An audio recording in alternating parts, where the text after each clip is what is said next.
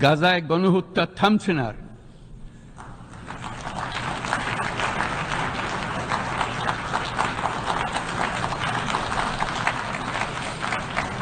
ফিলিস্তিনের মতো বিদ্যমান বাস্তবতা কেবল আরব কিংবা মুসলমানদের জন্যই উদ্বেগজনক নয়, বরং তা সমগ্র মানব জাতির জন্যই উদ্বেগের বিষয়।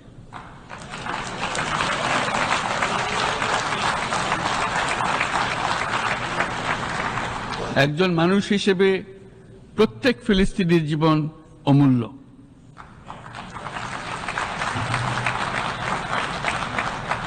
ফিলিস্তিনের জনগণের বিরুদ্ধে যে মানবতা বিরোধী অপরাধ হচ্ছে তার জন্য সংশ্লিষ্ট সকলকে দায়বদ্ধ করতে হবে।